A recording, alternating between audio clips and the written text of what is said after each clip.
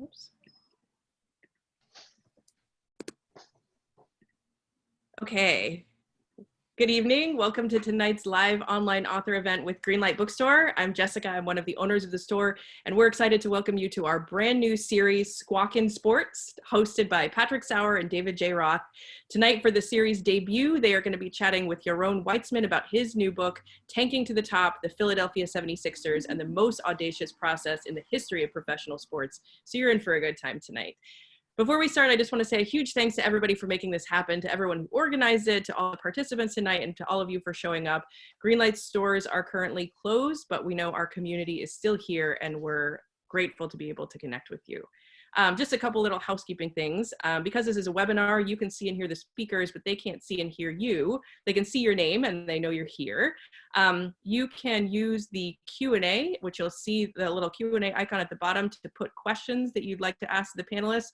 We'll do a Q&A later on this evening. So you can put your questions in there. You can also see other folks' questions, and you can upvote ones that you think are especially worth answering. We'll remind you about that when the Q&A comes around. We are recording tonight's event, so look for audio or video versions on our website and social media channels later on. And tonight's featured book, Tanking to the Top, is available for sale from greenlightbookstore.com. So though our stores are closed, we're working with our supplier warehouse for fast direct-to-home shipping. So if you care about supporting the careers of authors and the ongoing existence of independent bookstores, tonight's featured book is a great way to show your support. We're also offering a $5 coupon on the featured book when you purchase it from Greenlight's website this week. You can look for that coupon code in the chat. It's actually Sixers. So if you just click on that buy link and use the coupon code, you can get a sweet $5 off just this week. So our hosts for this evening are Patrick Sauer and David J. Roth. Patrick has written for many large publications you've heard of and even more small ones that no longer exist. He's a founding member of the Billings, Montana to Brooklyn sports writing pipeline, and he happens to be my neighbor and friend. We're actually broadcasting from apartments in the same hallway in the same building tonight. So I'm grateful to him for pitching this program and for helping bring it all together. He's co-hosting with David, who is a former editor at Deadspin. He previously worked at Vice Sports, and his writing has appeared in the New Republic, New York, Food and Wine, Hazlitt, the New York Daily News, and the New Yorker. He is not the David Roth from Van Halen or from Magic, just to clarify. They're going to be, right, got to do that. They're going to be speaking tonight with our featured author, Yaron Weitzman. He's an award-winning NBA writer for Bleacher Report, whose work has appeared in, among other places, Slam, ESPN, The New Yorker, and The Ringer. None of this, however, matches his career highlight of being the ESPN radio college intern tasked with delivering Stephen A. Smith his daily bag of cheese doodles. So Yaron currently lives, I hope we hear more about that. Yaron currently lives in Riverdale, New York with his wife and 2 kids. So his new book is what we're going to be talking about, Tanking to the Top. It's a lively behind-the-scenes look at one of America's most transgressive teams, telling the story of how the NBA's Philadelphia 76ers trusted the process, a bold plan to get to first by becoming the worst. So Yaron's going to start us off with a reading from the book, and then he's going to be talking with Patrick and David, and then taking some of your questions. So please take it away, Yaron. Sure. David, I was going to say, should I do this in the Colin Cowherd writer voice? I feel like I should. I think it would be the only way. That's the energy that we're trying to bring to the next hour. So we can explain that later. So I'm picking up in early on Sam Hinkie's first draft. Not too long. We have a quick background. The names Sachin Gupta is Sam Hinkie's right-hand man. Happened to create the ESPN trade machine. Good to know. Him and Sam Hinkie were kind of the guys who were behind the process. Hinkie brought him in with him from Houston. And the other name to know is Rod Thorne, who, if you watch The Last Dance, you know, but he was a longtime NBA executive who worked for the Sixers and was kind of the old guard when Hinkie came in and was coming in. So we're picking up right as Hinkie, a few months after Hinkie gets the job, right as he's preparing for his first draft. Okay. That evening's draft prep meeting lasted a couple of hours. Afterward, Hinkie and Gupta retreated into Hinkie's office and closed the door.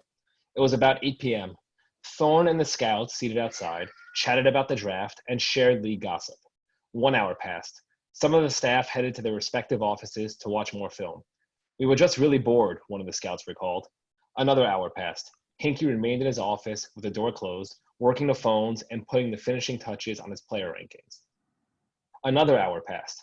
It was apparent to Thorne, whose upcoming retirement likely left Hinkie dubious about enlisting his help, and to everyone else present, that Hinkie no longer had use for their services.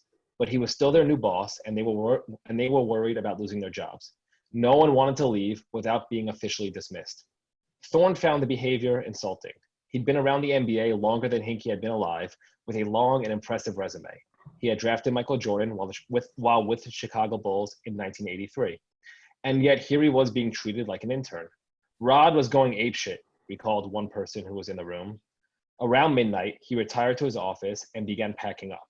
One of the scouts popped his head in and spotted Thorne folding a Sixers sweatshirt. Do you want it? Thorne asked. Yeah, the scout said. Thorne told him it was his. Hearing this back and forth, another member of the front office came darting in. What else you giving away? He asked. I got an idea, Thorne said. His office was littered with all sorts of mementos he didn't want to bring home. Let's play a game. He called the group back into the conference room across from Hinkie's office and, from the head of the table, began tossing out trivia questions. What year did I get drafted? What were the most points per game Allen Iverson averaged in a season? How many games did Gene Shue, a former Sixers head coach who was one of the team's scouts at the time, win in 1977? Whoever called out the correct answer first or was closest to the right answer received the souvenir. There was a chunk of the Hershey Sports Arena gym floor that Wilt Chamberlain scored 100 points on 51 years earlier. A blue Sixers windbreaker, some jerseys and autographs. At one point, Thornton brought out a $180 bottle of Silver Oak wine that he had forgotten was given to him by Courtney Whitty, an associate, as a birthday gift. Whitty, dismayed to see his gift unopened on the verge of being passed along to someone else, sat there silently. The game went on for more than an hour. The group filled PCOM's third floor with shouting and laughter.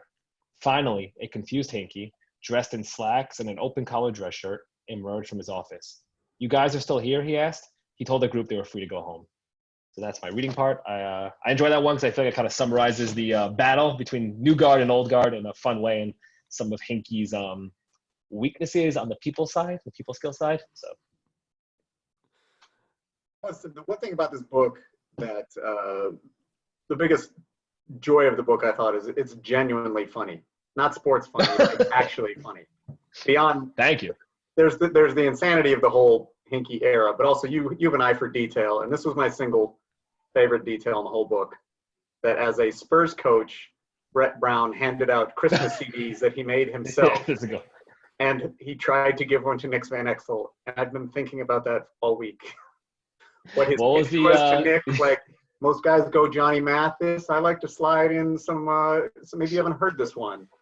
And I think, right, I think I had Bruce Bowen. Was it Bruce Bowen? I'm going to forget. I think I had him, like, I asked him why, and his quote was basically because Nick Van Exel wasn't trying to hear no Christmas music from Brett Brown as the reason why Nick Van Exel kept turning down the CD. No, that was like, I put that as a footnote, I think. There's sometimes you get these quotes or notes that, like, they don't actually fit in the story, but you know they're too good to be, like, you just have to go in somewhere, so you just drop in the footnotes. Now I want a copy of Brett Brown. I want to see the track listings. I know. I know. Did you see Brett Brown? He was breaking down Bruce Springsteen on Twitter the other day in like a Sixers chat. Like he was talking about Bruce Springsteen, which is probably his way of getting sports writers to like him. But also, I found it funny that he was breaking him down. Like the reporter was the Sixers home reporter. And he was asking what he liked about him.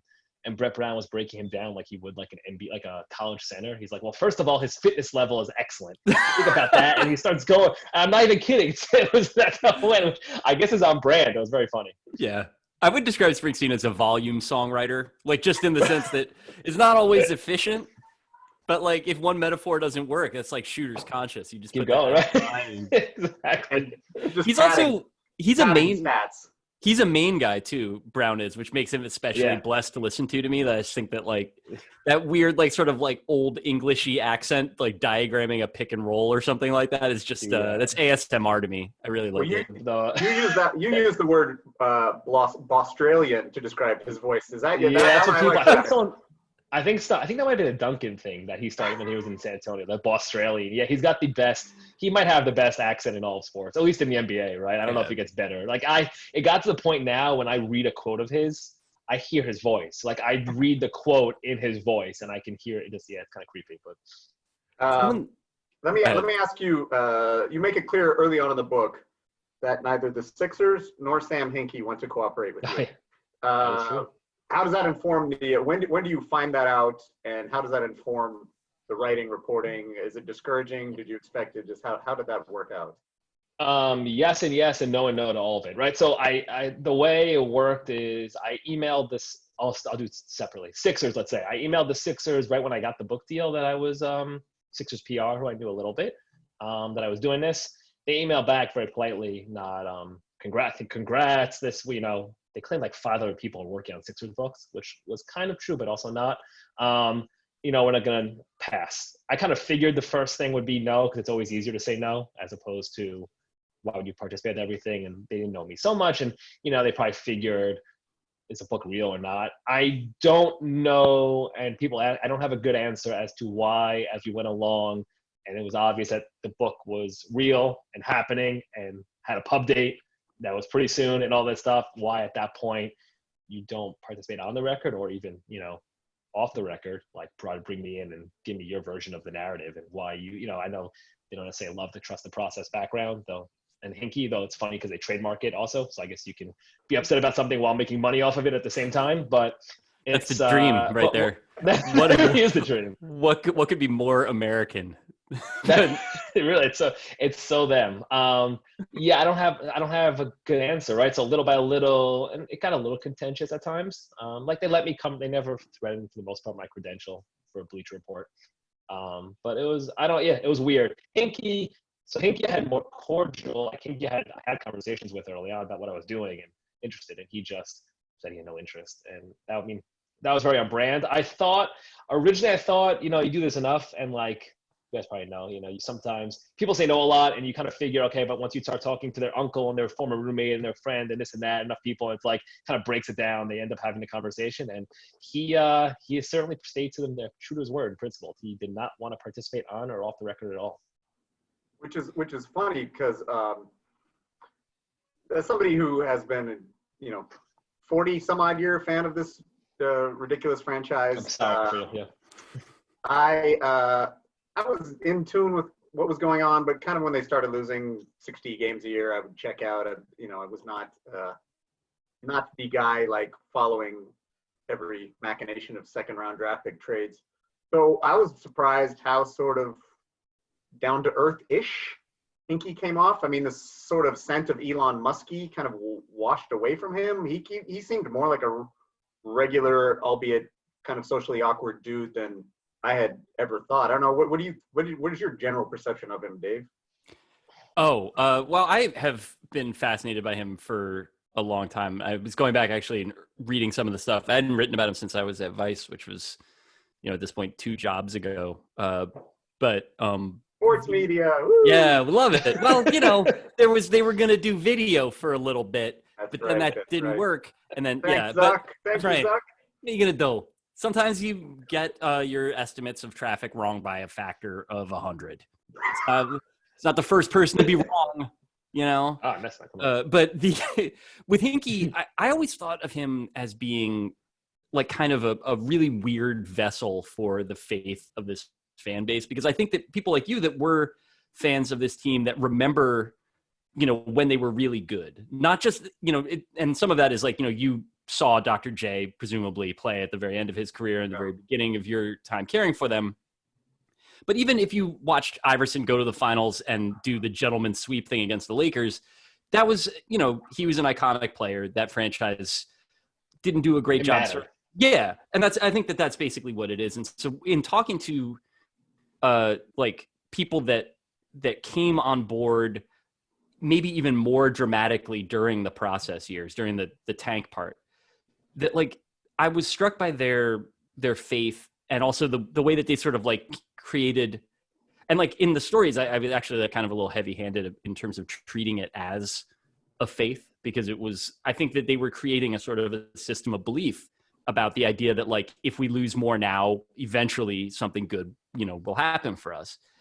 And Hinky as sort of like a religious figure is just absurd miscasting on top of everything else. Like he's such a little mild like business guy, like just absolute like quarter zip fleece energy like type of dude. And yet like there was that like I think that I lost what he was actually about in the sort of the weird like cartoon of him that got created by process people. First is this guy that, was definitely right, and if given time would be proven to be right, which I, did not see evidence of that. And then also as a martyr, I mean, he was just not like a terribly appealing sort of guy. Well, his manifesto certainly didn't really help. Yeah, I mean, to me, that was like everything that I dislike about writing in one document. It was like this, kind of aping the Warren Buffett investor letters, and it's full of little successories and kind of glib quotes and stuff like that. Getting the Abe Lincoln quotes wrong. That's I love that so much. That's S-class business stuff. I mean, that's just like business brain to the max, where they're like, as Abraham Lincoln said, do or don't do. There is no try, right? We all know. It's all just. But that's what I thought in the book. I didn't know the thing. I mean, I knew that his brother had committed suicide when he was young. I didn't know that. I did not know he sat with Joel Embiid the night he found out his brother died back in Africa. There were a lot of those little, Sam Hinkie's not this sort of entirely full of himself disruptor, even though I'm sure he has called himself a disruptor. But I mean, I think your book did him quite a favor, at least in my mind. I think he's both, right? Actually, it's funny. Chris Ballard's profile in SI was really good on him a few years ago. He wrote this great profile on him, where he captured, and I went off that a little, but he captured the humanity side of him, right? But he's also the guy who says, "Why don't we watch basketball games backwards, because we could learn more that way?" And you're like, "What? What does that even mean?" You can understand. I see why somebody would say that, thinking they're being clever, but then it's wait a second, that makes zero sense, right? So there's humane side to him. The martyr part's interesting. Yeah, I mean, he didn't say anything. I guess, listen, in terms of that, he was one of the few guys in sports, really in big time, I'll call politics, sports, business, who was willing to go down with his principles. So you give him that at least, right? He could have stayed on. And he was like, no. So that he's part of that. The manifesto, my favorite part about that is that may be the most proud I am for my book, is when I tried to track down the guy who said he recommended in the letter to in New York, the Sixers New York owners, that they go have coffee with this guy, Tim Urban, who people told me that's hilarious. I don't know who that is, but I don't know who that is. He's one of those guys who quotes Elon Musk a lot, and the same kind of thing, right? He writes 15,000 word essays that they seem to be about nothing. The success guy community. There's just guys that somehow their whole job is just taking informational interviews with interesting people, and they own their own homes. You gotta respect exactly.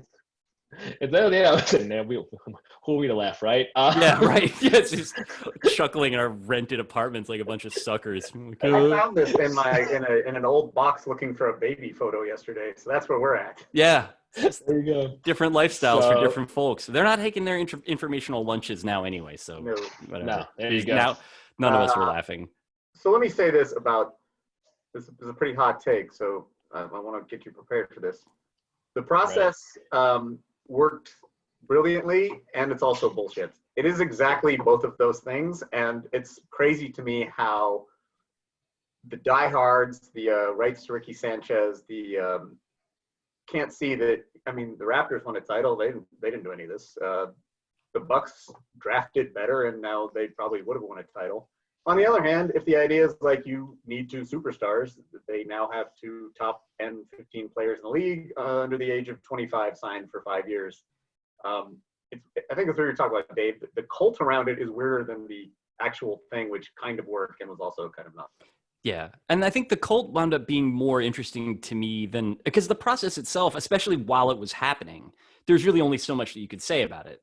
There's no reason for Yaron to write a book if it just, not only if it doesn't work, but the teams that, 100%. That lost all the time, just lost all the time. They weren't good. There was nothing especially the Clippers lost for 30 years, and there was nobody got the cult of, I've already forgotten his name. Racist Dangerfield.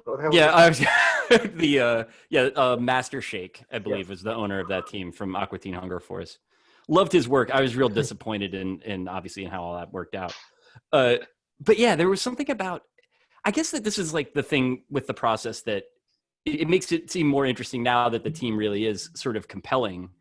But also to me, when it was happening, I didn't necessarily know that I could see the other shore. You know, that like you could see the compilation of assets was identifiable as a success in that moment, but turning them into things or like actually like deciding to really like go for it, I didn't think that they would have the guts to do it. And I guess Hinkie was gone by the time they really did pull the trigger on that, right?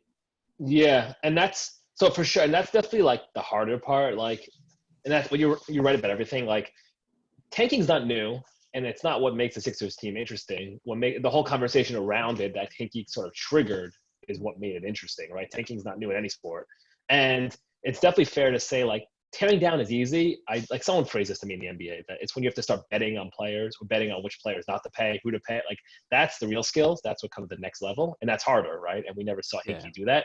Would have been interesting to see if he maybe would have paid off. I don't know. I never know an answer because I agree with what you're saying. Like it worked, and they'd be in better position if he had been around. I think it's fair to say that, right? They would be in a better path. But also, he deserves some blame. Like led to his own ousting. He made a lot of mistakes that led to that, and that's part of the job too, right? Keeping the job and doing the job properly. It's not just drafting player, or not even drafting, not just getting draft picks. Like that's not the whole job. There's other parts to it. So if you fail at that part, is it fair to say, well, he was actually good, it's not his fault? I don't. It's such you can drive yourself in circles, kind of talking about this stuff. Yeah. What's also crazy too, it doesn't get mentioned enough. You got two generational talents, but also whiffed twice, like with top 4 picks. I mean, But that was his whole thing. He said swings of the plate, right? Like so, some people call that's the Ponzi scheme part of it, right? Like I need a lot of draft picks, and I'm gonna miss on draft. And if I miss, you can't blame me because I told you I might miss because it's really hard, and that's why I'm smart because I said I'm gonna miss, and therefore it's not my fault. Like and it's kind of like, wait a second, what are we doing here? At some point, the job is to actually hit. Yeah, if it's not falsifiable, then it's not a real thing. I wouldn't ask you to speculate on this now because I know you're going to need a credential from them in the future. But do you have some sense that they do? Yeah, right. Well, whatever. When sports are normal again in 2 weeks, that do you have some sense that they, as an organization, don't want to discuss these years? Yeah, for sure. Yeah, the short answer is yeah. And like I'm comfortable saying that. Right? I even put this in the book. Like one of the guys who pushed Hinkie out or helped lead it out is guy Scott O'Neill, who's the team CEO. He's still there. He's the Sixers CEO. I'm going to forget the exact, but he works for Harris and Blitzer, the owners. They own this Harris Blitzer Sports Group. I don't know what do you call it, management company. Owns the Devils, a bunch of stuff, soccer teams. He works for them too. It's not just the Sixers. So he is certainly like a part of ownership. He was not a fan of Hinkie. He wanted more power. He went behind his back on a few things. He didn't like that Hinkie traded one of the players he slapped on one of his marketing things. He's the process to progress guy? Yes, that is him. Yeah, he was. I remember who it was. All of those private equity guys come off worse than Hinkie. First of all, why is every grown white billionaire scared to be made fun of online? Josh Harris. You have all the money. Like, just build your own Twitter. Just have a Twitter feed that's just people talking about I don't get that. But all those guys come off worse than Hinkie, who is obviously more interesting. But at least there's some, I don't know. There's a lot to him and his ideas and whatever. But those other guys are just typical billionaire guys who don't like. I would say that was like you were reading tones right there in terms of how they come off. But like it's also, I do think that was interesting to me, and I think Hinkie underestimated how much ownership cared about what people think and how much that would affect their ability to withstand his project, right? Withstand all the losing. And he underestimated that, and that was a huge factor in him being ousted. Because then we have to talk about, and I know David will have thoughts on this, the Twitter burner Coangelo scenario was, that was really the piece de resistance of the whole Sixers operation. It's a normal story.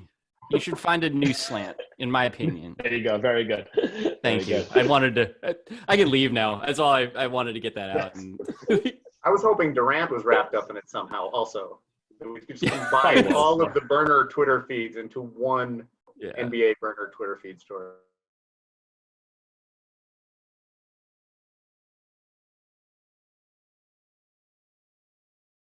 it was, you know, what's interesting also is, so doing the research for the book and reporting and like seeing, I'm going to say how predictable that obviously is not predictable because that's batshit and insane and you can never predict that, but just how predictable, looking back at who Colangelo was and how much he'd worried his entire life about being perceived as Jerry's boy and nepotism and not earning jobs and working against all that. And there's a quote from him in, like, I found in the Arizona Republic in the 90s being like, yeah, I'm worried about the charge of nepotism that bothers me, and feeling like he had to fight that. And you drop that guy, replace Sam Hinkie, who's got the cult following and working again for Jerry, and, you know, he can't do right. It's like, okay, yeah, we should have all foreseen something bad happening here. Again, not that.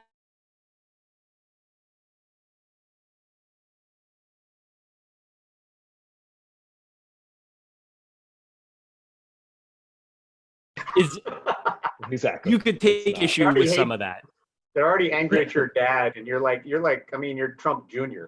Like, that's even worse, right? Right, exactly. Exactly. I wrote a thing about a game.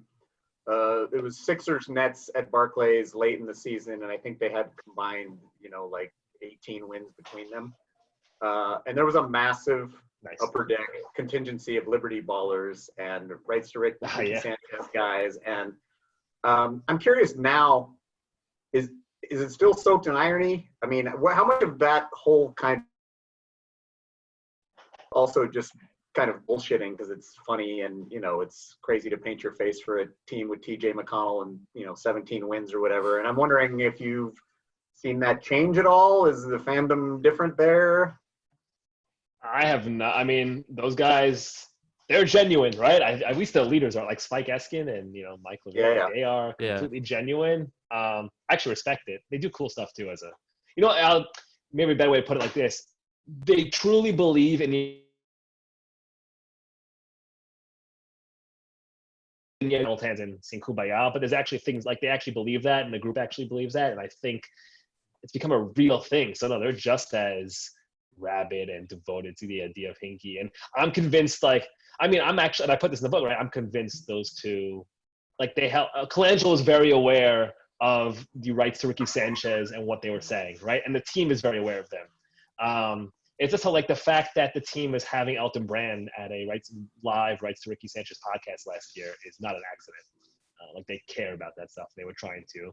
I get a call from my grandmother. That's great. And they were trying to kind of bring them under the tent. It's genuine, and I think the team is. I'll say they're scared of them. I don't know. That might be too. But they're aware is probably the better word, right? Yeah. The thing that the guys told me when I was working on it years ago was that they felt like they didn't know what to do with them. That it was basically that, like, when the teams were bad and these people were showing up and chanting, that, like, at some point, like, if you're the owner of the team, you're like, there's some, like, emotionally disturbed individuals in the top tier of the arena, and we should deal with that. And that, free water race. Yeah, right. The Rita riot. Uncanniness of it, I think, is like, even if it doesn't work out for the team, like if they don't win championships or whatever, that, like, there's a real achievement and, like, a real sort of strange and, like, singular, like, human thing that's already been done there. For sure. It's hard to have fun with shitty teams. I mean, it's 1 year is great, but they somehow, the momentum built the worse they were, and that in and of itself is kind of you got to be committed to having a good time to that. Yeah, I'm going to turn this light on. I look too dark. I also think, right, it's connected to, I found this fascinating with the conversation on the process, but that's the change in sports fandom, right? And the idea of kind of the shadow of Moneyball when everyone starts thinking of themselves as GMs, and then you have fantasy sports, and that's a big part of it. We all think of ourselves as GMs, and we're reading blogs instead of just the 70-year-old columnist. And, you know, the sports are covered from a transactional standpoint. And I think that's played out, and you kind of saw the battle between the fan who just wants to come home after work and watch a team because he had a long day and doesn't really care about, like, the second round pick they have next year, just wants to be entertained for 2 hours, versus the people kind of come at it from, no, being a fan is an all-encompassing thing. And I'm always thinking about what I would do if I was running the team. I think that was represented there as well. It's there's the only part of the book that was, like, discouraging on a different level, as opposed to ridiculous. the Markelle Fultz thing is really, it was more tragic reading your book. I didn't know anything about his mom not having his best interest, or at least leading him down into some strange situations. I didn't know anything about that, and somehow his story just gets worse. And I mean, I know he's become a serviceable player, but man, that whole thing is sad. I still find it sad because like he talks and he still refuses to admit that anything went wrong. And I say that from like just analyzing it as like a basketball writer, which is weird, but also just I feel bad as a human that like it doesn't feel like you can make it's a cliche, right? But it doesn't feel like you can make real progress until that happens. His mom, like the way I phrase it, like there are clearly a lot of stresses in his life that you can see where some sort of, I'll call it short circuiting, and take where that is you want, but some sort of short circuiting could happen from the stresses where his mom's telling him he has to choose between her and her best friend because the best friend's not handing out flyers well, and they're getting upset at neighbors handing Chick-fil-A sandwiches to leaving on his porch, and she doesn't want that, and security cameras and just all this crazy stuff. And everyone, it just, the other part with his story, which is interesting, and I didn't realize it, I guess the kind of thing we all knew, but I didn't realize how much it matters, is that he was late to this. So like you compare him and Ben Simmons was pretty much groomed to be an NBA star since the age of like 13. The idea of being famous and a celebrity and a star, that was a big part of it. As a sophomore, Markelle Fultz was still playing JV. So this all happened really fast to him. And I think we have to start talking, NBA athletes, it's more comparable to, celebrity type culture and lifestyle and how that can affect you as a person than maybe we've realized in the past. I mean, we know this, but I don't know if people necessarily realize that. It was also so child weird. star thing. I mean, it was also so weird as opposed to like Okafor, who just wasn't as good. And I mean, even at the time, I think people were like, his just the game deserve. I don't remember that happening. In baseball, you get the guys who can't throw. Steve. No, I forgot how to shoot. That's never it's crazy. It's weird. It does seem like, I thought he looked at times very much like he did in college this year when he was playing, like really explosive and really decisive. And like, he's like I remember him as a fantastic college player. Like I remember staying up late to watch him. Those teams stunk too, the Washington teams he was on.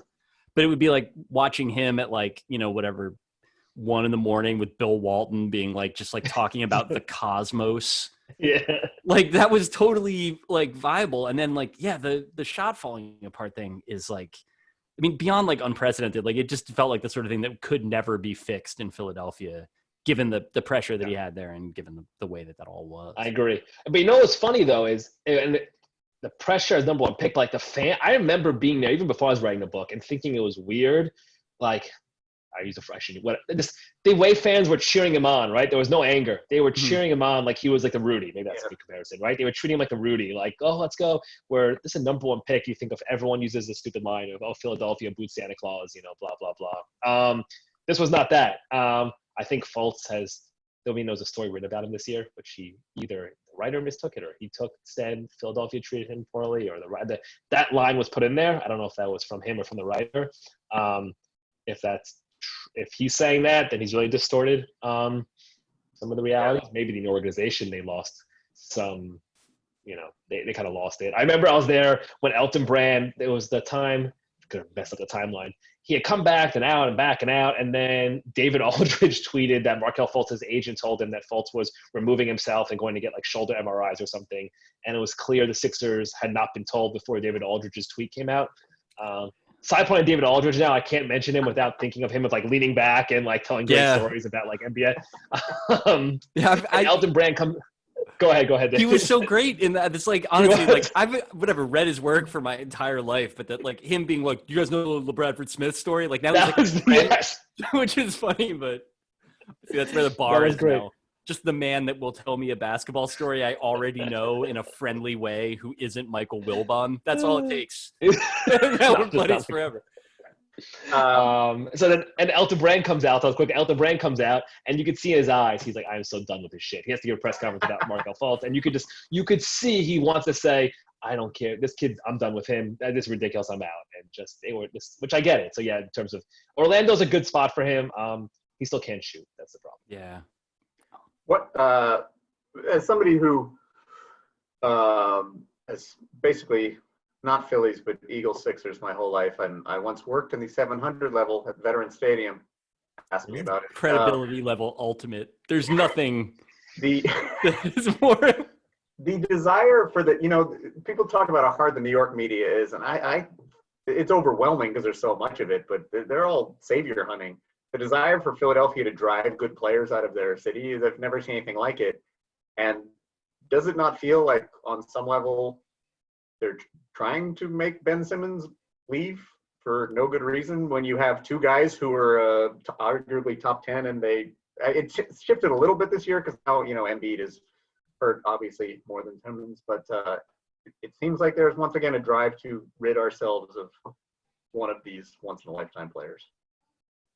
You know what's funny about that though? So that might be a radio. So it's funny because I didn't grow up in Philly, right? I found the print media and this should not meant to offend anyone. I was surprised how they were not that. How about a phrase like that, right? That was not their style. I think it might be more of a radio, and I didn't listen to a ton of sport. WIP, right?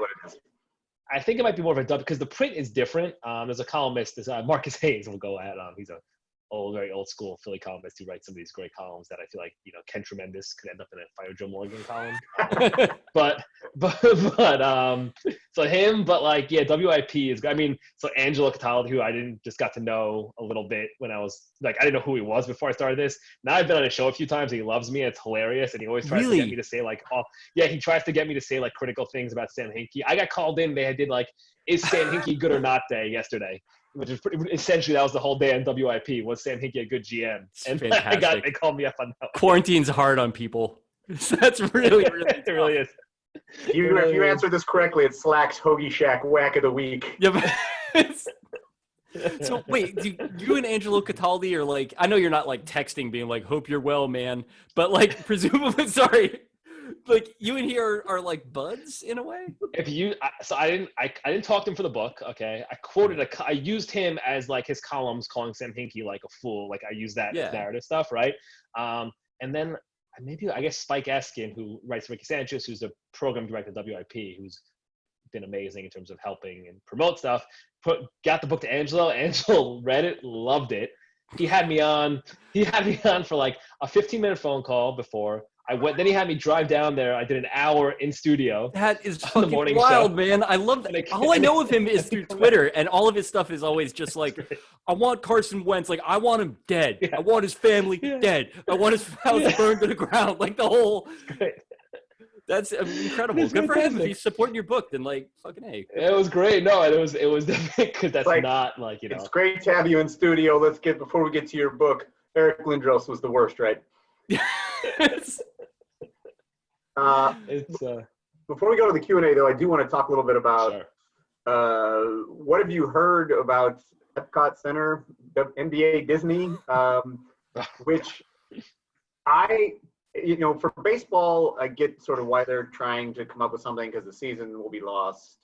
Football, they're just going to pretend like nothing's happening. I mean, the NBA, the revenue loss for the finals is probably substantial, but it's not it feels like the season is over. And this seems to be driven by the players as much as anything about this? Is this going to happen? Is that it? Yeah, so I'll preface I am not doing the Woj calling up owners I'm not hammering this, but talking to people your own bomb. Yeah, no, I do. It just seems like it's going to happen. I think they're all out of their minds. I really think they're all crazy. I don't even you see the quotes from people Jared Dudley today is talking about, players can come in and out and we'll be upset if they leave or whatever and come back in 10. It just, everyone seems to be talking about it as if you get it, it just, you just go Netflix for 2 weeks in a hotel room by yourself and you come out and that's cool. And you're done with it. I think all crazy. It's, if the Sixers win the title, will that be awesome? Not really. Also, there's 4 teams, assuming everybody. Oh, I do want to ask you before, just to clarify, has anyone got any eyes on Embiid? Are we looking at some sort of Sean Kemp Cavaliers situation? I'd like to know that.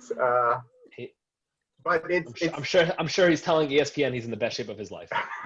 You've got 4 teams still, right? The whole thing is just odd. I guess we'll watch it because there's nothing else. But do you have any interest in it outside of seeing if they can play as a unit? Anyone? I don't think they should do it. I found Dale, I found it weird. I was surprised by my own reaction that like when I heard they were coming back, I was like almost upset. Like I wasn't excited. Maybe that's work-wise too, but just I don't know. Like I don't care. It does seem strange. I'm curious to see what you think, David. I'm not into it. Yeah, I'm not into it either. I mean, like I miss basketball like in ways that I didn't think that I could. I was not ready for the removal of it at this time, just in terms of like it's such a part of like the rhythm of my normal life that like the fact that there's not like a West Coast game for me to watch late at night, like after my wife goes to bed when I'm not quite ready to go to bed, like I'm still not used to it. It sucks, and like obviously I wish we were watching the playoffs at this moment, but of all the sports to try to come back too soon and to take this lightly in a way that like could really get people hurt, it's just you can't play basketball the way that the virus works.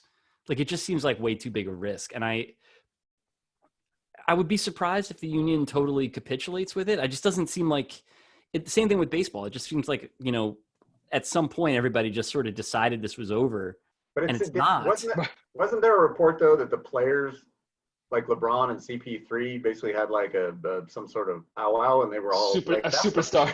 I mean, like it was like the League of Justice got together. Yeah. It's like it's time. That's the part I thought was like, if you're LeBron, like, well, why wait another 8 months or whatever? I mean, I do think they all feel invincible. It's funny. So it's like I was on a Sixers media Zoom and Brett Brown, and I've been trying to ask coaches because I find that interesting. Like, forget the players who I know they're all 30 in great shape. Some of these coaches are 60, not necessarily in great shape, right? So I'm not an expert, but everything I read, right, older, not great health necessarily, whatever. And asked Brett Brown, like, when you definitely come back, are you worried? And he filibustered a lot, but at one point he was saying, no, but I'm in good health, and I trust that I'm still over. And I just think these guys all think I'm in good health, so like not me, like that's not me. And again, I hope I'm right. I think they're all batshit. I think they're all nuts. Yeah, that doesn't. I mean, I got super fired up for the Disney Sing-Along Volume 2 the other night because Seth Rogen signed with Kermit the Frog. That will be more excited than if the Sixers win at Epcot Center and they all go party at like Morocco. Yeah, go around the world. That's the only way. A shot in every country. Yep. God, I've been thinking a lot about what like a shortened season, like what would it feel like? Because it feels like it would be very Mets to win a World Series if there's like a World Series, like a baseball season that happens, but it's like 60 games and it's played underground and like you're not like allowed to watch it if you have a fever, like even on TV. Like that's the World Series the Mets would win. What's more Mets, that or the entire team getting COVID within day 2? Oh, I mean, both, obviously. That's 100% it. And then it comes out that, like, Mr. Met's been a super spreader and going to bar mitzvahs or whatever. Yeah, no, the Mets levels are unimaginable, but... I think we can say both. Yeah, we should do questions, though. I don't need to talk about Hold on, we're going to, before we do that, I wanted to... So the book basically wraps up. I mean, there's a little bit more, but ostensibly it wraps up with this, and this pains me, but I just think we should watch it one more time. Jess, if you could roll that beautiful. Ready for the footage. video? All right, here we go.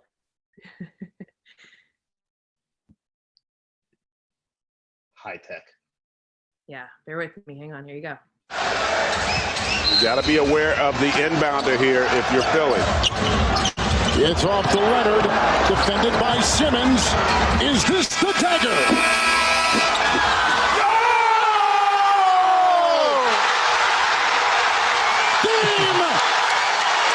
Series! Toronto has won!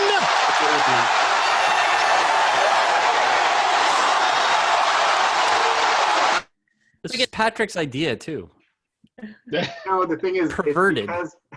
It's because it's the most fucked up shot that's ever. It's the craziest shot in history, and I can't. And with no basketball, somehow it was the 1 year anniversary the other day, and I was just an hour on a loop. Yeah. I can't get over how quiet it was. It blows me away every time I watch it, which is like, this is not the first time I've rewatched it. The best part is, I think I watched that. Go ahead, Patrick. I was going to say, the best part is Simmons starts walking away after the second bounce. I'd like to think it was because he knew it was tied either way, but I'm pretty sure it was not because they got some kind of NBA super eyes. Yeah. All right, you guys got a bunch of questions in the Q&A, and I think they've got some up at the top that are pretty popular, so you can start there. I'll leave you to it. Okay, Q for Yaron, what was the real story about Porzingis not wanting to work out for the Sixers? Do you think if he did work out for them, they would have taken him over Ja? So to get the full story, check out this bad boy. But I'll give there you go. No, but the idea, there you go. I'll try to give clip notes. Porzingis' agent, this guy named Andy Miller, was also the agent for Nerlens Noel, who was a Sixers big man lottery pick who did not have a good experience in Philly in terms of their ability. He was showing up late, not working hard, things like that. So he didn't love the situation there. He also, if you're his agent, you don't like that. You also don't like the idea of having two centers, two guys, lottery picks playing the same position on the same team, right? That's not good for you. It makes sense. You want to kind of direct things. Basically, they gave Hinkie the runaround to some point where the Sixers sent staffers up for draft week to meet Porzingis, and he was in the bathroom making vomiting noises with the door locked as they were knocking on the door. The thing is, though, they still were Okafor. This is the part that gets lost. Okafor refused to give him a meeting anyway either, and his agent didn't want Okafor to end up there as well. So it gets kind of to say, if not for that, they might have taken they would have taken Porzingis. I don't know. I think they just thought they wanted to make a trade. No one wanted to make a trade, so they took Okafor. They figured within a year they could probably trade him like they did Michael Carter-Williams. They might have been right if he didn't have all the TMZ stuff. There's a question from my friend Pete Mooney. He says, do you think Philadelphia regrets not drafting Tatum? I will turn it a little bit. I think you could answer that. I think you can answer that yourself. They probably wouldn't admit it. I will turn it a little bit. If the Sixers had Tatum, do you have to do the Butler deal? Does that, that sort of what if kind of thing? What do the Sixers look like with Tatum as opposed to? So the way I'll answer is I don't know about Tatum. I think if you say Hinkie had stayed, Brian Colangelo came in and he was aggressive and he accelerated the timeline in a way that was strange. The Sixers never had that fun time like the Grizzlies this year, where you're kind of the young, plucky upstart that we all enjoy on League Pass. They were bad, and then that first year they won 16 games to end the year, and the Cavs were struggling, and we all said, oh, maybe the Sixers can win the championship, and they lost to Boston. And from there, and that was the year before Fultz was drafted. But Colangelo always wanted to target the 2018 free agency class. He just moved quickly. So I do think, if let's say Hinkie had remained, I just don't think we would have seen a lot of those kind of trades where you're trading multiple assets for a star later on, or trading up, or things like that. I think there would have been a slower build. And let me ask you, this is my own Q&A list. What did you guys think of the Sixers this season? They were very, you have the best home record and a terrible road record. I'm not sure Al Horford still knows what position he's playing. And they missed JJ Redick, who also can't guard anyone. It was a weird mix. It seems like people in Philadelphia think that the season was a total loss, and yet they're 24-2 at home. And what did you two think of that team up until Rudy Gobert licked the wall or whatever he did? I think Yaron should. You watched more of them than me, I'm sure. So. It's just weird. I do think it's funny that if I told you a team entering the playoffs had only lost twice at home and was a top 5 defense, you say, if I just give you those two things, you're like, oh, that's a great team. But they're just weird. This team just didn't fit. I think the Horford thing was a big part of it, right? They spent a lot of money. They kind of went all in on this idea of a guy, another center who's not a great shooter, and I don't really know why. I know why they did that. I think that was it's fair to say now that was a mistake. Yeah. It does feel like this was a year where teams were guessing at things in a sort of an interesting and sort of weird way. In the same way that Houston after the Capella deal was just very clearly all right, we're going to try something. Cause it's I wanted to watch that team though, that Rockets team with everyone is 6'4", whatever. And I don't even like the Rockets, but it seemed insane. It was admirably weird. It was whether it works or not, if Robert Covington is the tallest guy on the floor for your team, you're doing something that nobody's done before. Yes. Outside of flu-like symptoms or everybody being traded that day. And the Sixers thing, I had some skepticism about the Horford move when it happened, but he's been such a good player throughout his NBA career. He's made every team better. I was really surprised at how badly that seems to have flopped. I agree. I thought it was good. And when it happened, I thought it was a good move, and I was very, very at the very wrong. least, it's like a roll of the dice that is easier for me to understand than the Rockets just being like, all right, well, everybody's 6'5" now, and and we're gonna see if that works. The weirdest thing about it though is that the offense. I mean, look, I think it's fair to say Simmons and Embiid have never exactly clicked. They're just so super talented. So I kind of get how the offense. What's weird is on the road with that starting five, their defense is not good. Like how is the defense bad with Horford? How did the defense get worse? That's the one thing I have not been able to figure out. Two bigs, right? I always also, and I never got an answer. Like I don't know this. I always find it funny. Like the Sixers are run. Their GM is a power forward. I always find it interesting if like former big men just think like we should just get a bunch of big men on our team. I have no idea if that's true. It's something I was always thinking about writing. Oh yeah, just, like that's very much the way that. That's certainly how like football like talent evaluators work, where they're just sort of like, and at some point if nobody's there to tell you, like Matt Millen would just still be drafting wide receivers with the Lions. Like it's just these guys are straight line thinkers. Can I ask you a question, Patrick? Am I allowed to read one, or do you mind? No, go ahead. This one, I've seen it get promoted here, and I think it's really sort of interesting here. Can you think of something this blatant, presumably the process being the blatant thing, happening and or working in any other sport? Would Moneyball count, or whatever the Dolphins are doing in the NFL? The Marlins never had an official name for what they did, but this is not that far removed from that. I think like as a teardown, like it really does sort of feel unprecedented, right? What about the Astros? Yeah, I mean, you know Astros, what? right. That makes sense. I think that's the one that probably makes the most. The problem with the Sixers process is they have not invented a way to do like foghorns in the back. Tip off when there's not that clap your hands 76er song should be a tip off. There should be some way to work that in to ruin free throws. I don't know. I'm not a play on it. Yeah. It's also basketball is a much harder sport to make that work in, I think, than baseball in some ways. Well, the pool. I mean, the whole idea of it, right? You need you need one of 5 guys who are in the league, right? That's it. Like you have to get one of those guys, and that's the whole thing. So you got to hit. I mean, it's interesting. Football. I mean, the Browns tried, right? But that didn't. I don't know what the deal is there. I think they tried for a couple of years. They did. I mean, that was close with like compiling assets and stuff. But it's the same challenge, I guess, that the Sixers had. Like, so you get, the first overall pick a couple years in a row. Like, obviously that's painful. But then, like, you still have to get it right. Right. Exactly. Exactly. I think though that's what bugs me. The just about that kind of. I don't want to say Philly ethos. That's where my people are from. But the idea, this whole idea that, first of all, the rings thing is annoying to begin with, but this whole idea that the Sixers are in win now mode.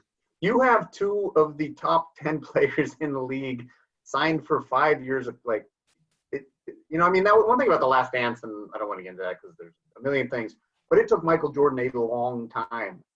Like, and the athletes are healthier, they do like, why is this a win now situation? That's insane. And so the only thing I'll add is I don't know. I always wondered, and lots of people wonder whether Embiid's health plays a role in terms of them worrying about having less time than you might think.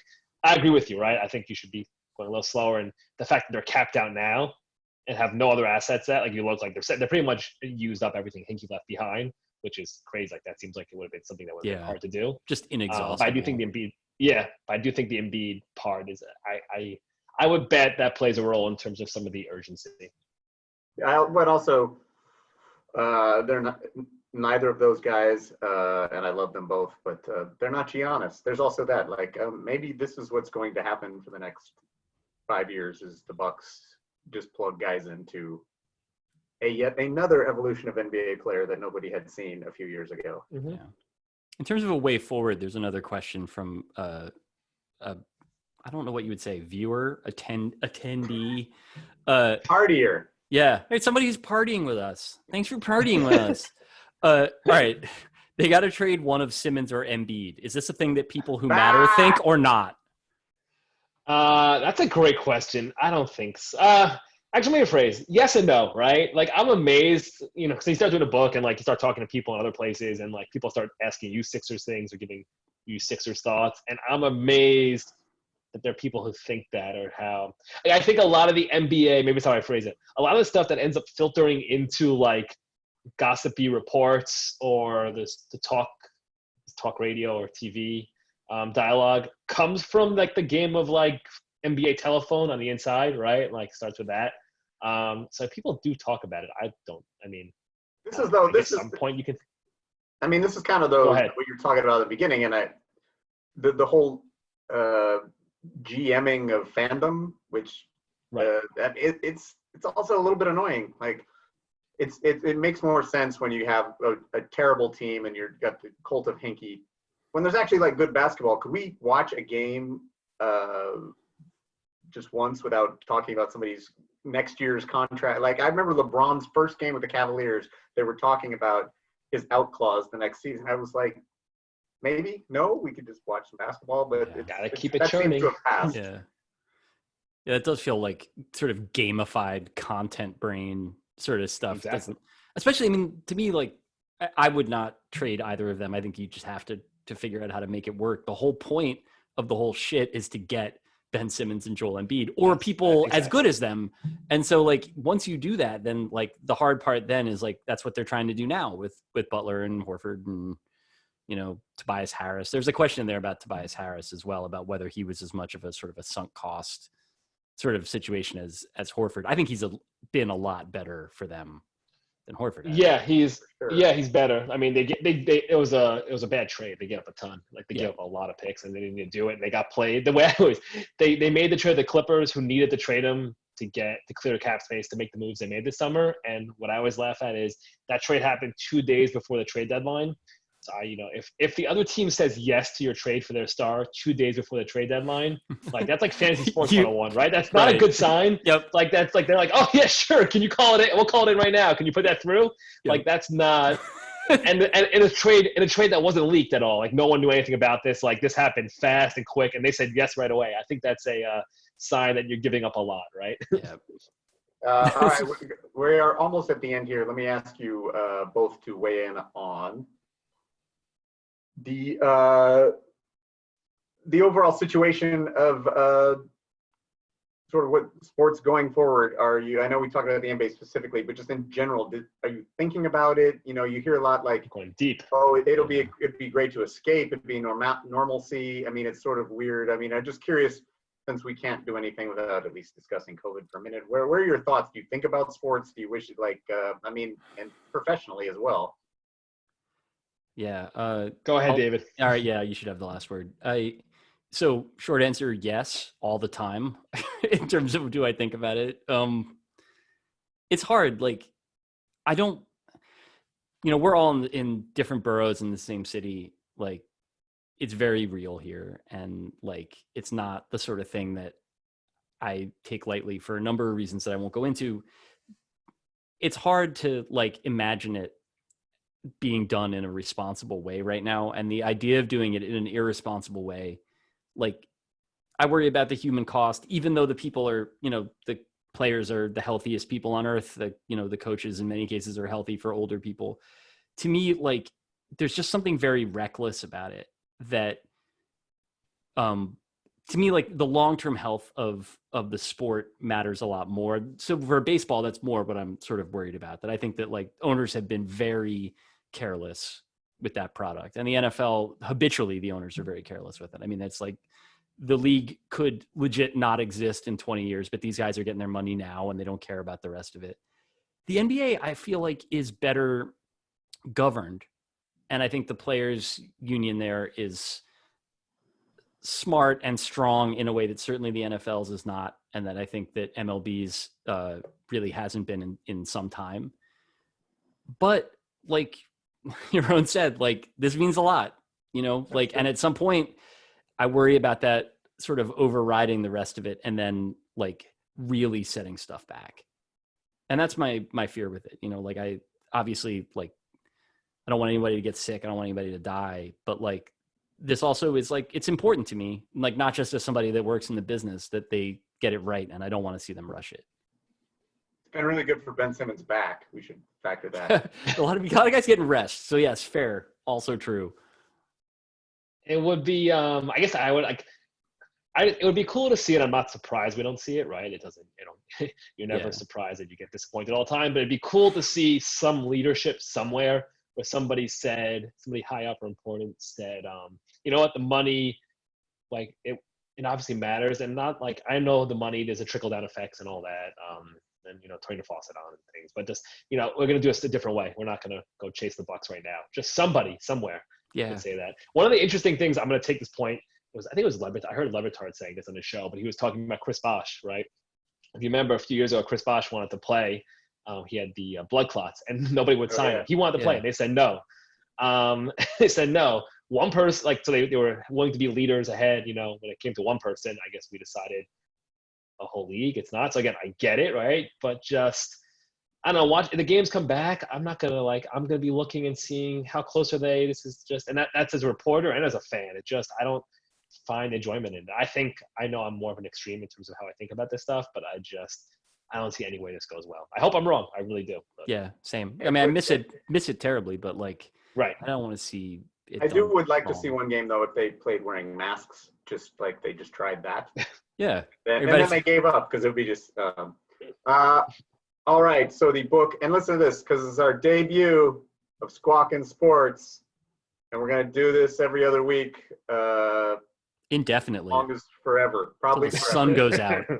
And so June 10th, Eric Nussbaum will be our guest with the book Stealing Home, which is about the LA Dodgers pretty much clear-cutting an entire Mexican neighborhood to build their baseball palace.